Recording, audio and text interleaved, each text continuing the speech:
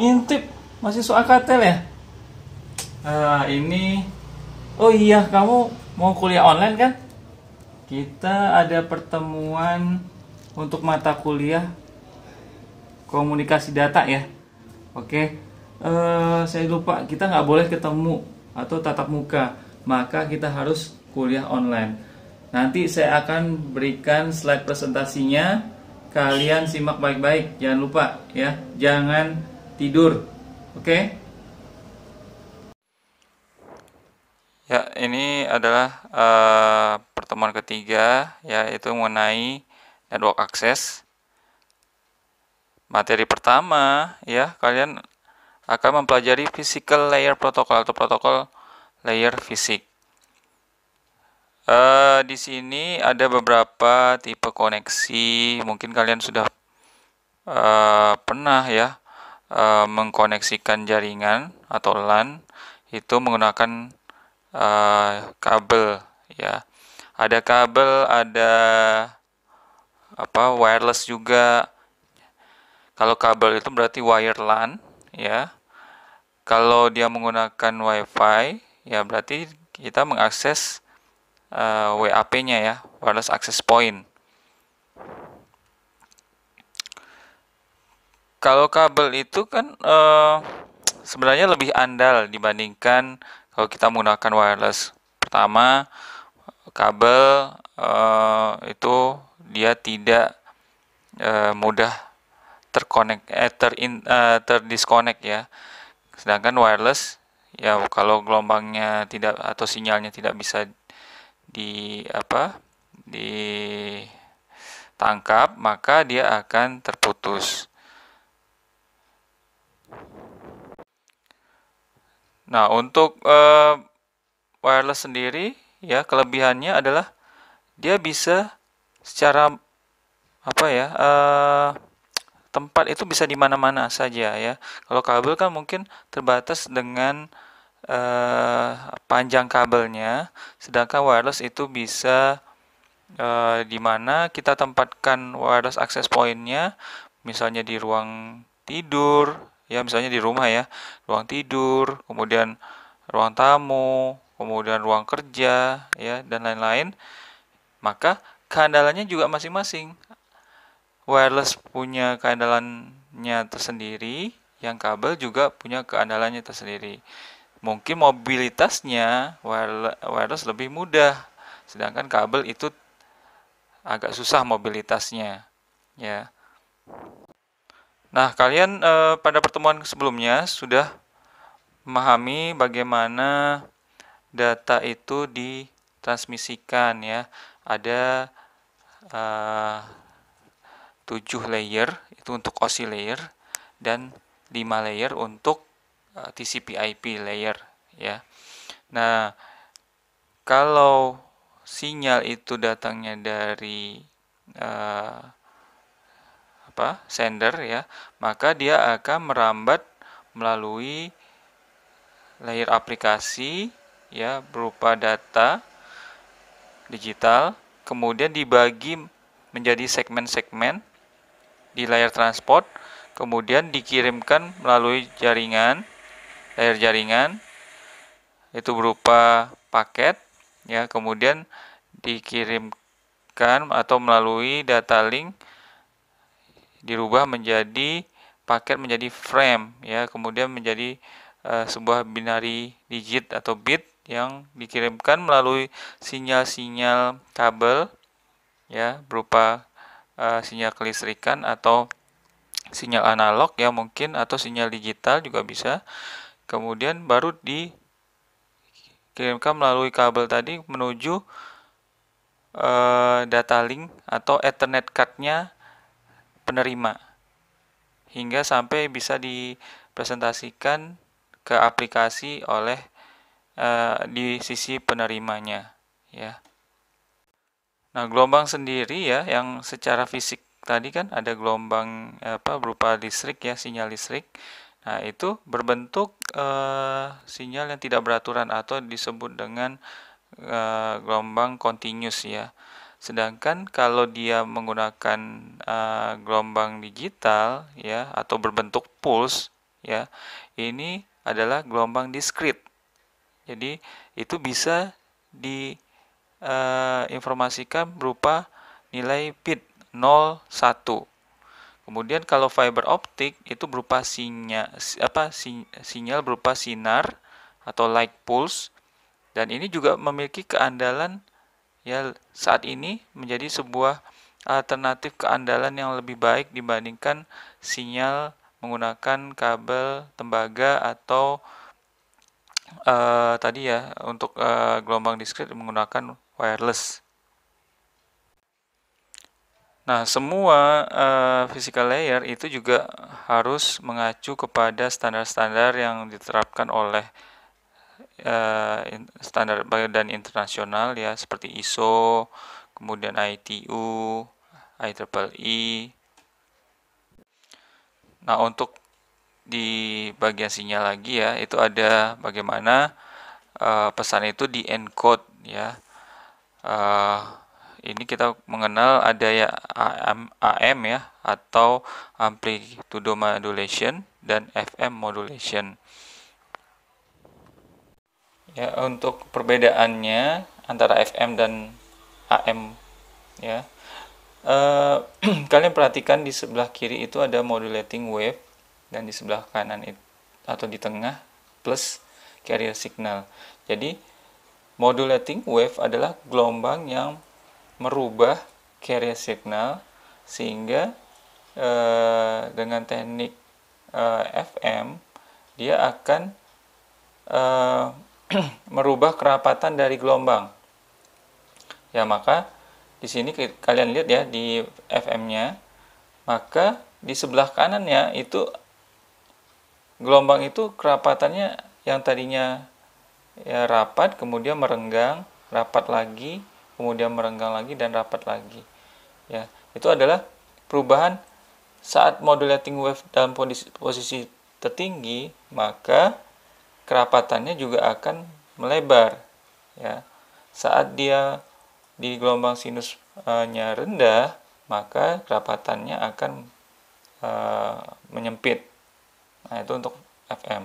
Sedangkan di AM, modulating wave dan carrier signal itu digabungkan, maka frekuensi atau tinggi rendah nada juga akan berubah.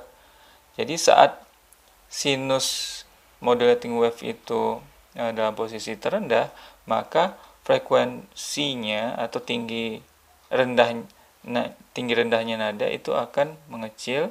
Kemudian saat sinusnya itu dalam posisi tinggi, maka tingginya itu dalam kondisi maksimal, ya. Nah, sedangkan kalau menggunakan sinyal digital di gambar yang di tengah itu yang 0101 itu adalah sinyal analog, ya, berubah menjadi sinyal diskrit atau sinyal digital, sehingga mudah tinggi rendahnya, ya, saat dia rendah itu 0, saat dia tinggi itu 1. Nah, inilah yang akan dirubah menjadi sebuah data digital yang masuk ke dalam data link, ya, sehingga bisa diterjemahkan menjadi sebuah frame nantinya. Nah, untuk keandalan data saja, keandalan data itu tadi kita sudah mempelajari contoh kabel, ya, kabel yang saat ini yang FO sudah banyak digunakan dan itu lebih baik dibandingin kabel tembaga, ya. Nah, yang harus diperhatikan lagi adalah karakteristik dari fisik ini adalah bandwidth-nya, ya. Jadi bandwidth adalah kemampuan sebuah data digital itu, ya, itu melalui atau mengalir, ya, dari satu tempat ke tempat yang lain. Semakin besar nilainya seperti 10 mega Mbps dengan 100 mega, berarti lebih cepat, lebih baik 100 mega, ya, karena bandwidth-nya atau lebar pitanya itu lebih besar atau muatannya lebih banyak yang bisa dikirimkan dibandingkan yang 10 mega, ya. Jadi semakin besar nilai megabits per second-nya, maka kecepatannya akan lebih baik.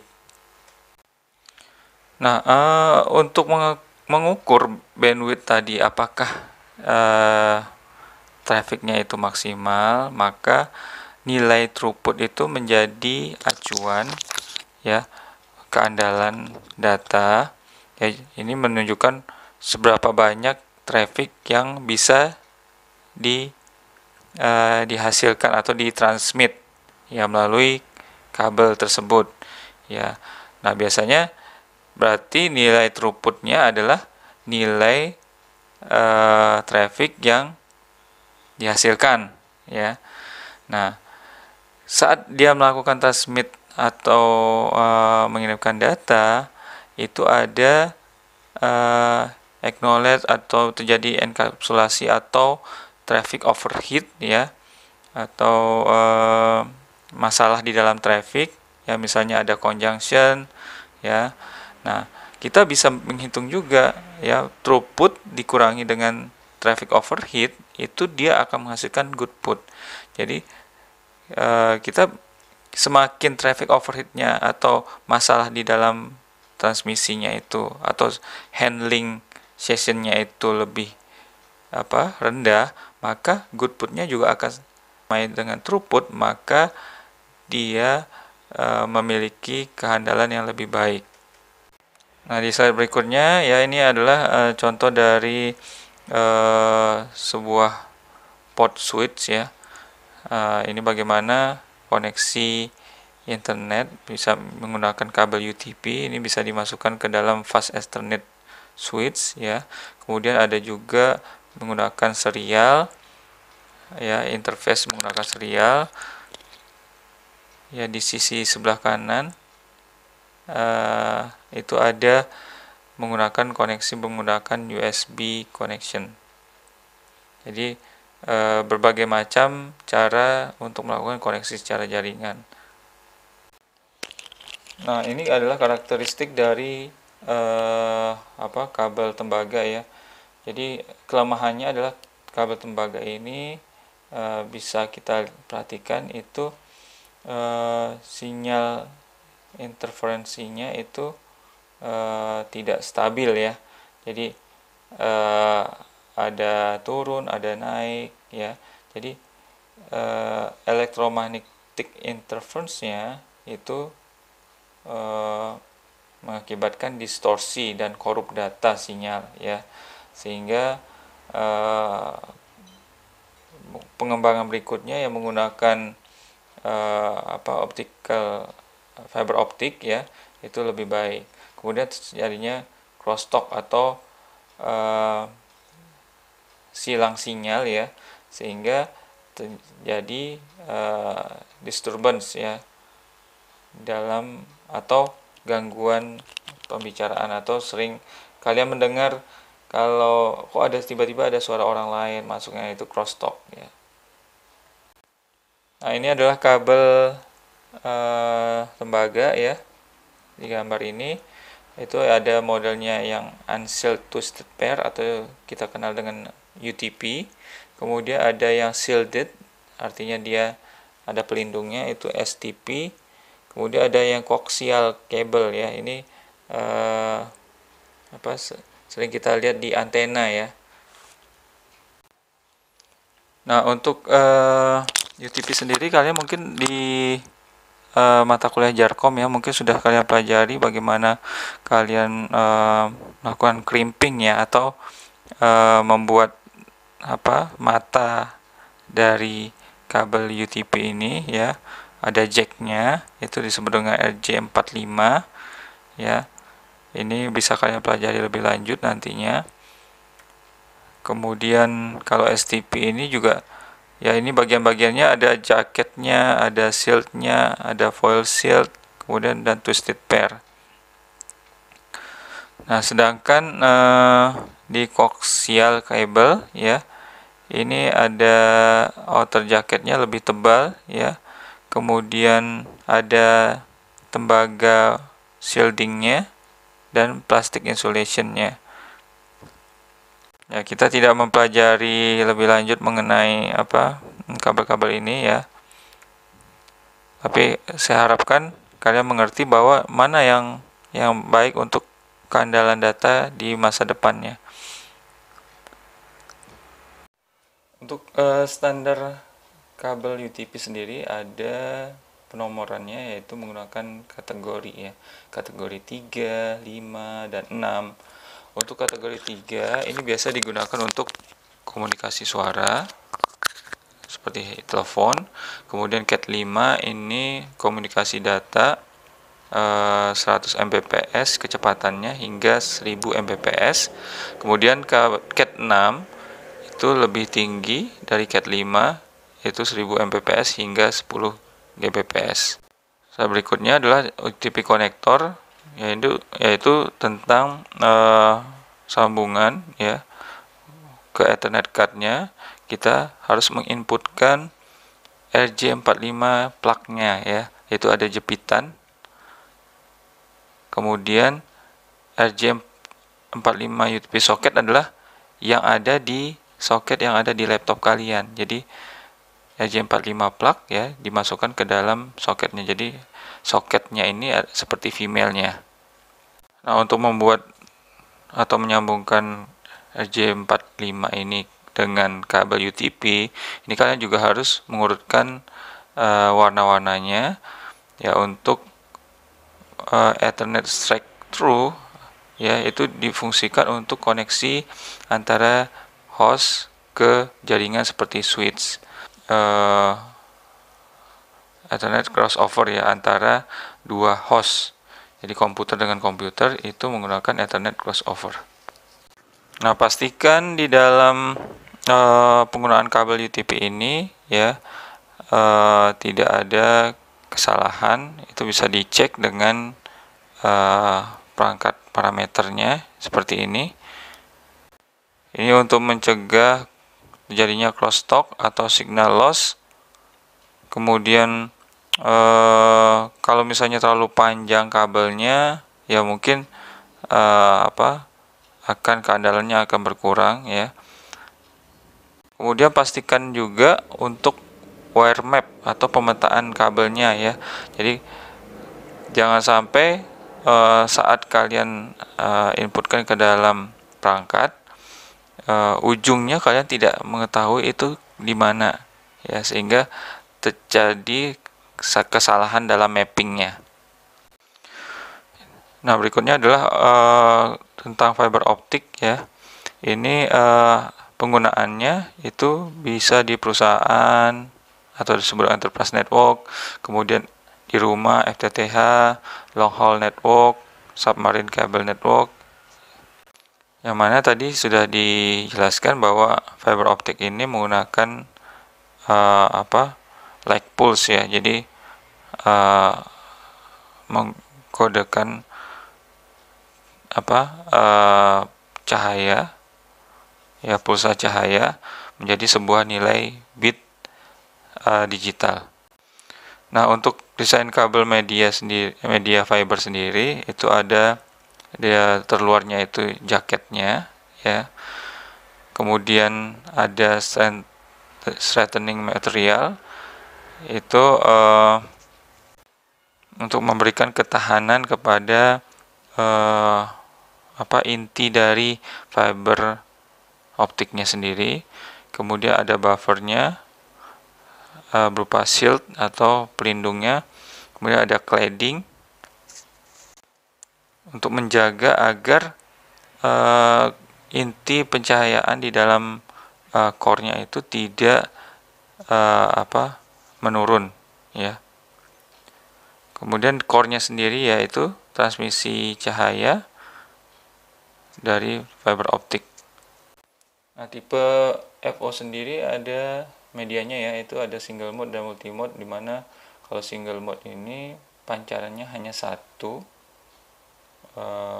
dan tidak terpantul kemana-mana, jadi cocok untuk koneksi jarak jauh. Kemudian kalau multi mode itu kalian lihat itu pancaran cahayanya itu tidak banyak di dalamnya, sehingga resiko terjadi kehilangan transmisi itu lebih besar. Jadi ini cocok untuk di jarak pendek,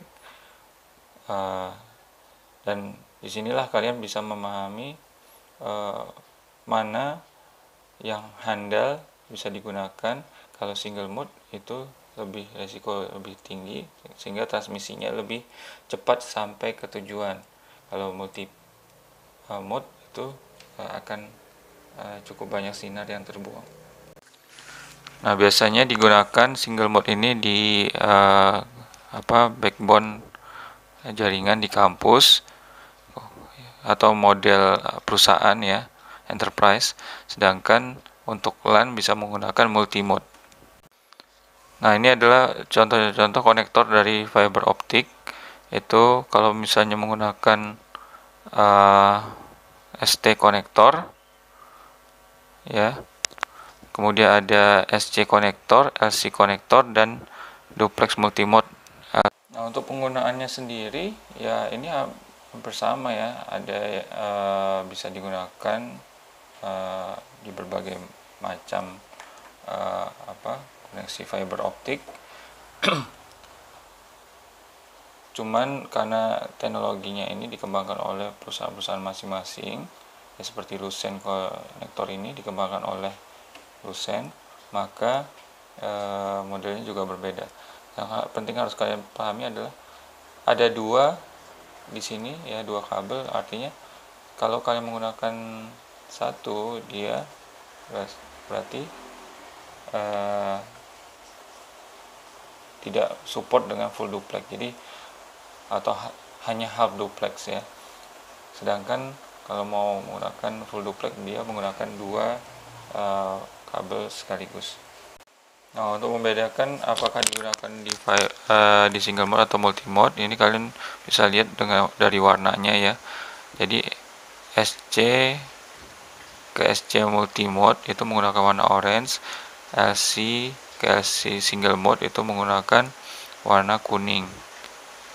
Sedangkan ST ke LC multi mode ini yang sisi kiri bawah ya. Kemudian SC ke ST single mode ini tampilannya seperti ini. Untuk memastikan keandalannya ya harus diuji juga ya fiber kabelnya. Nah, pengujian bertujuan adalah untuk memastikan kedua ujung ya itu tidak terjadi misalignment atau tidak cocok satu sama lain ya. Nah, ini bila kita bandingkan antara UTP dengan FO ya, kecepatannya hingga UTP ya hanya sampai 10 GB per second, sedangkan FO bisa mencapai 100 GB per second. Kemudian yang untuk interferensi elektromagnetiknya ya, itu UTP rendah sedangkan FO itu tinggi. Kemudian ya bahaya electricity-nya, hazardnya itu rendah yang UTP, FO-nya tinggi. Biayanya FO lebih tinggi daripada UTP. Kemudian butuh keahlian yang lebih tinggi dibandingkan penggunaan UTP, dan safety-nya harus lebih tinggi ya menggunakan FO. Nah, untuk mendesain menggunakan wireless media atau media WiFi ya, ini kalian harus memastikan nih ada 4 hal yang harus kalian perhatikan adalah coverage areanya ya. Jadi untuk WiFi sendiri karena berbentuk gelombang, nah ada area yang mungkin tidak tercover oleh gelombang. Nah, ini akan menurunkan keandalan datanya. Jadi misalnya sinyalnya itu lemah, dia akan kecepatannya juga akan menurun. Kemudian adanya interferensi ya dari perangkat lain seperti microwave ya, kemudian wireless komunikasi yang lain, atau yang sering itu penggunaan antena satelit ya. Kemudian keamanan ya, ini pastikan tidak ada dari akses yang tidak sah ya yang masuk ke dalam WiFi. Jadi pastikan menggunakan password kunci yang baik untuk wifi-nya. Kemudian share medium, ini sebaiknya juga ya sebaiknya hanya satu device ya. Satu device dapat menerima dan mengirimkan. Ya, kemudian di-share ya ke seluruh user. Jadi penggunaannya sebaiknya juga jangan terlalu banyak di dalam satu wifi. Jadi kalau terlalu banyak maka bandwidth yang digunakannya juga harus lebih besar sehingga kebutuhan kecepatannya juga terpenuhi. Kalau bandwidthnya kecil maka misalnya masing-masing user itu menggunakan 10 Mbps, kemudian kecepatannya 100 Mbps, ya berarti maksimal 10 user itu kalau dia memang 100 Mbps itu maksimal, tapi efektifnya mungkin hanya separuhnya ya, jadi 5 user sudah cukup, bahkan itu juga akan juga masih menurunkan kecepatan datanya. Nah, tipe dari media wireless sendiri ada menggunakan WiFi, ya, kemudian ada Bluetooth dan WiMAX. Nah, untuk wireless sendiri atau WiFi, ya, ini menggunakan wireless access point, yaitu seperti router, ya, yang berfungsi untuk mengirimkan sinyal jaringan. Jadi kalian tidak perlu menggunakan jadi Ethernet yang berfungsi sebagai media wireless untuk mengirimkan sinyal agar user dapat terkoneksi. Nah, untuk protokol data link, ya, kita perhatikan bagaimana jaringan itu masuk ke komputer kita melalui kabel atau physical layer, kemudian dia berkomunikasi dengan Ethernet card, yaitu itu adalah layer data link. Jadi kabel yang dimasukkan ke dalam konektor RJ45 soket itu kemudian dia berkomunikasi di layer data link. Nah, apabila data itu dikirimkan, ya, misalnya di sini diumpamakan seorang user, ya, mengirimkan data atau pesan ke web server, maka yang terlibat di dalam layer data link ini ada dua bagian yang ada di dalam frame. Itu ada layer 2 header dan layer 3 IP paket. Nah, IP paket sendiri itu terdiri dari IP address sumber dan IP address destination, ya. Sedangkan di layer 2-nya itu ada network interface card source atau sumbernya dan NIC destination-nya. Jadi yang perlu dipahami bahwa di dalam frame sendiri kenapa ada dua layer tersebut, ya, karena ingin berkomunikasikan, ya, dari layer jaringan ke layer data link, maka identifikasinya adalah ditambahkan dengan alamat NIC-nya. Nah, kita perhatikan di layar berikutnya. Nah, maka di data link sendiri, ya, bagaimana layer jaringan tersebut berkomunikasi, ya, ini ada dibantu oleh logical link control atau LLC sublayer atau layer sub, ya, dari data link yang berfungsi berkomunikasi dengan jaringan atau layer jaringan. Di sini tersedia IP versi 4 protokol dan IP versi 6-nya. Ya. Kemudian untuk data link dan physical itu menggunakan media access control untuk berkomunikasi. Ya, di mana komunikasi yang digunakan adalah bisa menggunakan Ethernet kemudian ada WiFi, dan kemudian ada Bluetooth. Nah, apa sih manfaat dari kontrol akses media? Karena sebuah perangkat itu terkoneksi belum tentu menggunakan koneksi yang sama, ya. Ada yang menggunakan kabel tembaga, ada yang menggunakan WiFi, kemudian ada yang menggunakan FO. Maka media akses kontrol ini adalah sebagai protokol standar agar seluruh media transmisi tadi dapat berkomunikasi dengan baik. Nah, bila komunikasinya jarak jauh, ya seperti ini ya, dari Jepang dia mengirimkan frame, ya, kemudian terkoneksi dengan wireless access point router WiFi, kemudian dikirimkan dengan FO ke menuju satelit menggunakan gelombang microwave, ya. Nah, ini kan komunikasi antara media satu dengan media lain, itulah yang disebut dengan media akses kontrol. Jadi memiliki kesamaan kontrol akses media yang memiliki kesamaan frame. Jadi frame dari komputer kita itu diterima oleh router WiFi, ya, karena komunikasinya sama atau protokolnya sama. Kemudian dari WiFi itu dengan FO juga diterima, ya, frame tersebut menuju satelit dengan microwave, ya, dari pemancar microwave itu dikirimkan ke satelit juga sama diterima oleh satelit.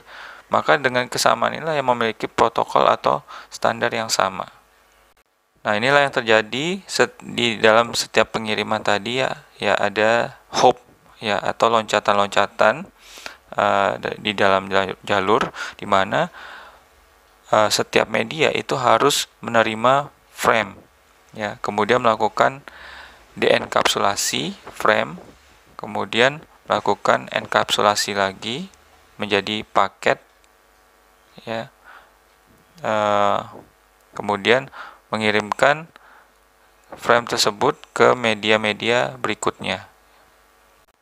Nah, di dalam gambar kalian perhatikan, ya, di kiri gambar yang di kiri itu LAN header paket dan LAN trailer itu adalah frame. Kemudian dengan koneksi Ethernet itu dikirimkan di enkapsulasi, ya, menuju router, kemudian dikirimkan ke router yang lainnya.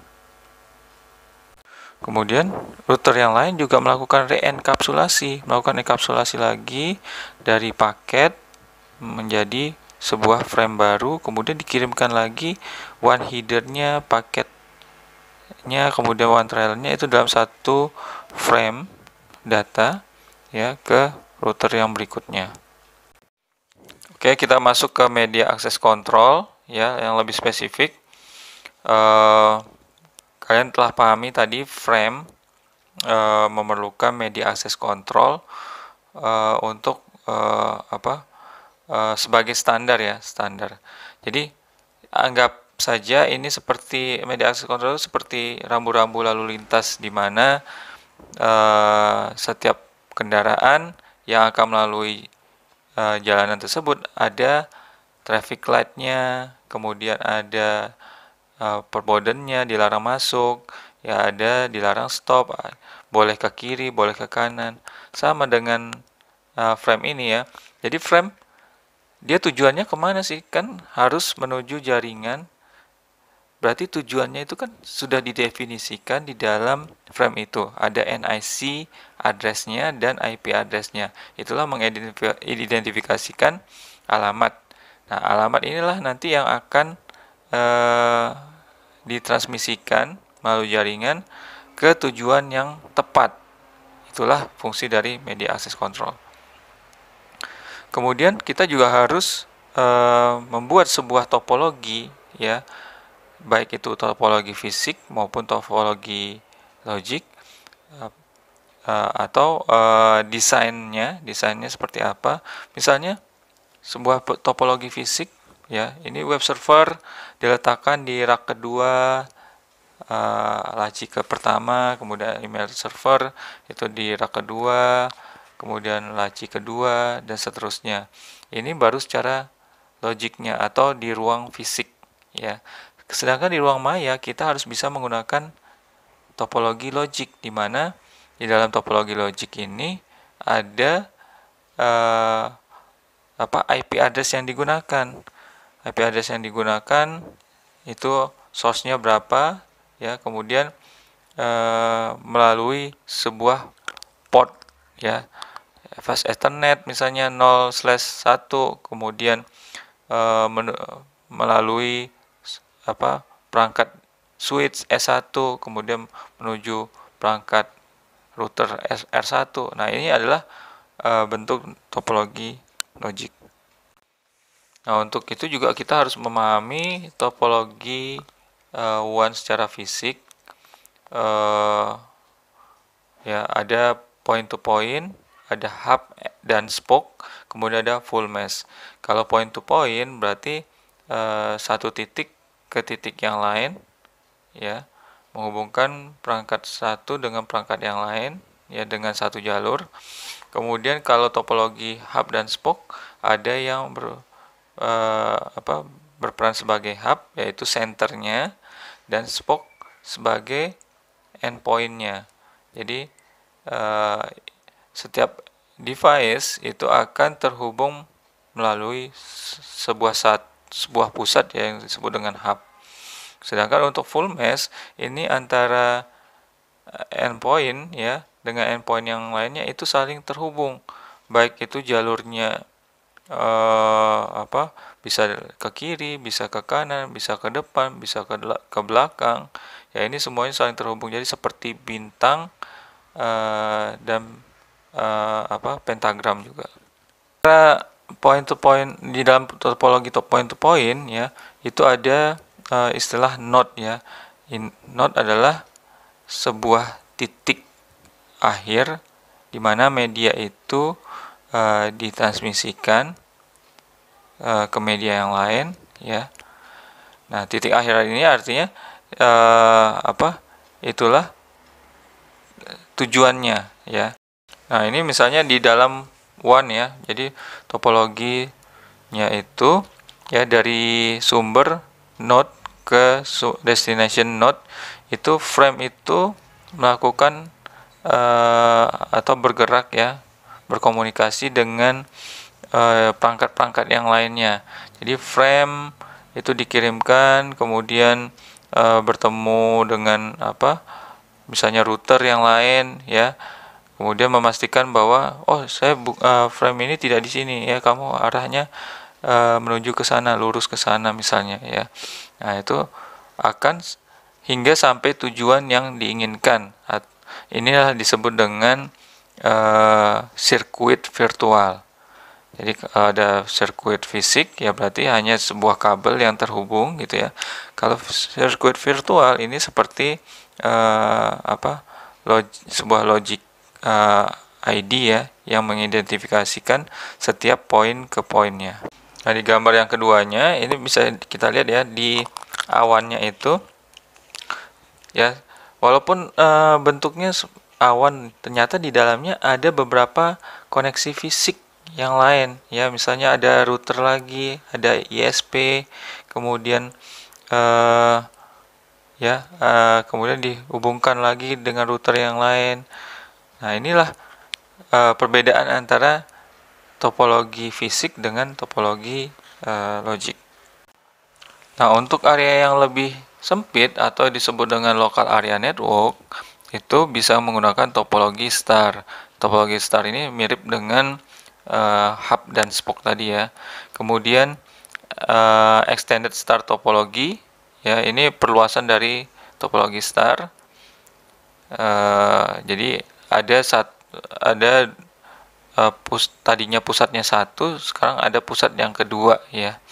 Kemudian kalau dia bus topologi, ini hampir sama dengan hub, ya, fungsinya sama dengan hub, ya. Jadi perangkat satu terhubung dengan sebuah jalur atau jalur bus gitu ya, yang lurus, kemudian setiap perangkat itu terhubung dengan jalur bus tersebut. Kemudian ada ring topologi di mana eh, tidak ada centernya itu hanya berupa circle, lingkaran ya. Tapi ini tujuannya adalah menghubungkan antara perangkat satu dengan perangkat yang lain ya. Jadi dengan kiri perangkat yang di tengah dengan di kiri, kemudian perangkat yang di kiri dengan yang di atas ya, perangkat yang di atas dengan yang di kanan. Nah, seperti itu. Jadi seperti memutar seperti lingkaran. Ini adalah topologi ring. Nah, kemudian kita juga harus memahami tentang komunikasi, sifat komunikasinya. Kalau simplex itu adalah satu arah. Nah, ini untuk komunikasi kan perlu ada disebut dengan send dan receive, maka komunikasinya harus duplex atau komunikasi dua arah. Nah, komunikasi dua arah sendiri ada half duplex dan full duplex. Half duplex itu hanya komunikasi dua arah tapi saling bergantian ya, jadi tidak bisa berbarengan. Jadi hanya mengirim, kemudian setelah diterima baru penerima mengirimkan kembali. Jadi dari kiri ya send ke kanan ya, baru yang dari kanan baru bisa berkomunikasi dengan yang kiri ya, jadi bergantian. Sedangkan kalau full duplex itu bisa secara bersamaan kedua perangkat itu transmit, receive, dan send. Jadi tidak ada antrian seperti itu. Nah, untuk metode MAC address sendiri ya, bila menggunakan half duplex, misalnya ada dua komputer yang ingin berkomunikasi, maka dia harus saling menunggu. Ini kalau misalnya menggunakan Ethernet hub. Tapi kalau misalnya menggunakan token ring, maka sebenarnya kapan saja itu setiap perangkat dapat berkomunikasi, karena dia bisa terhubung ke perangkat yang di atasnya ya. Misalnya dia mau mengirimkan dari kiri ke kanan, dia bisa menggunakan jalur melalui perangkat di atas ya, atau bisa menggunakan jalur yang di bawah. Nah, agar komunikasi half duplex tadi bisa berjalan dengan baik, maka ada yang disebut dengan collision detection, di mana perangkat satu dengan perangkat yang lain itu saling memberikan informasi apakah siapa yang akan mentransmisikan terlebih dahulu ya. Jadi misalnya PC1 akan berkomunikasi dengan PC3, maka PC2 harus menunggu sampai PC3 menerima frame, kemudian baru PC2 bisa melakukan komunikasi data dengan perangkat yang lain. Nah, bila terjadi kesalahan ya, jadi kan PC1 karena dia sifatnya ini seperti menggunakan hub ya, maka PC1 kan mengirimkan frame ke PC2 dan ke PC3. Bila alamatnya salah, bukan di PC2, maka dia akan dirilis paketnya atau frame-nya, sedangkan di PC3 akan diterima. Sedangkan kalau misalnya menggunakan wireless access point ya, bagaimana komunikasi dengan jaringannya? Ya, jadi ada yang disebut dengan collision avoidance, di mana perangkat Ethernet LAN itu melakukan pembersihan kepadatan, maka perangkat yang lain itu dapat berkomunikasi. Nah, misalnya sebuah perangkat itu melihat tidak adanya collision di dalam wireless access point, maka dia akan komunikasi tersedia dan akan terhubung dengan jaringan. Kan di dalam WiFi itu juga bisa ditentukan berapa port atau berapa koneksi yang bisa tersambung ke wireless access point. Oke, kan di dalam frame itu ada header, data, dan trailer.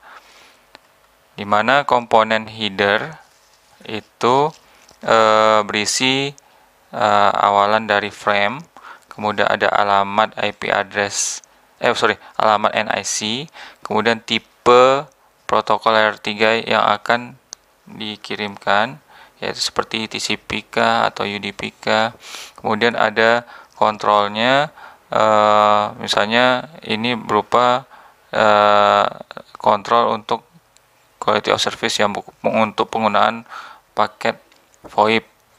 Kemudian di dalam data itu ada paket headernya, ada segmen headernya, dan datanya sendiri ya. Kemudian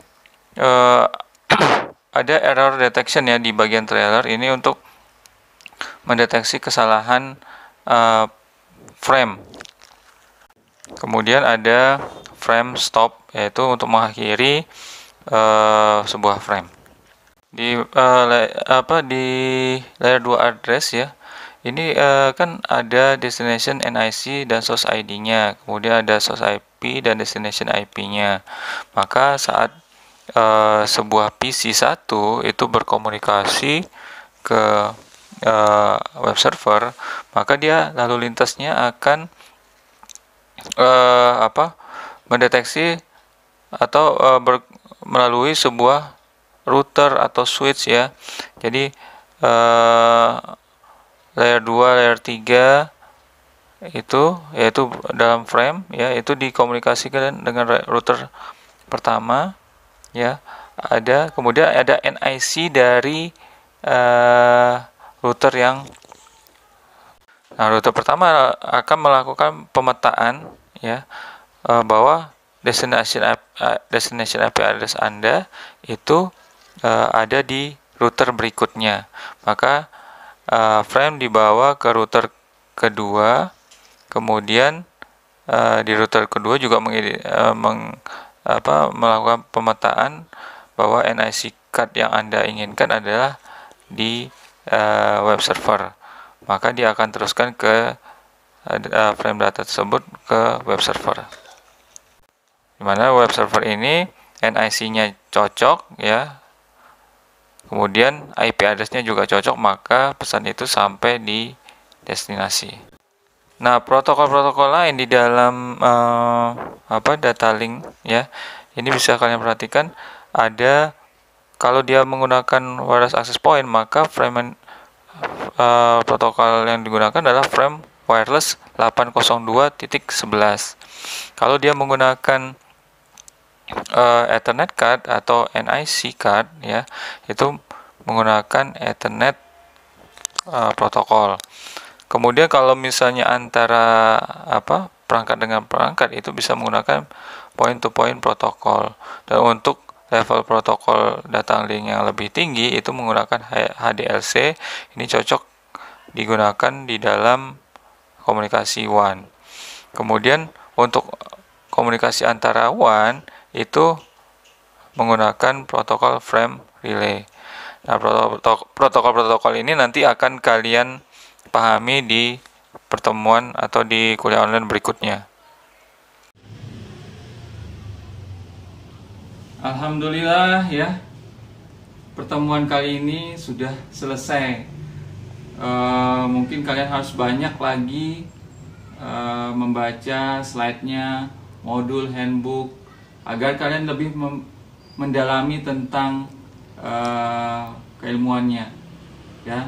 Jadi tetap belajar di rumah ya, jangan kemana-mana, baca modulnya. Kita bertemu lagi di pertemuan atau di kuliah online yang berikutnya. Oke, terima kasih. Assalamualaikum warahmatullahi wabarakatuh.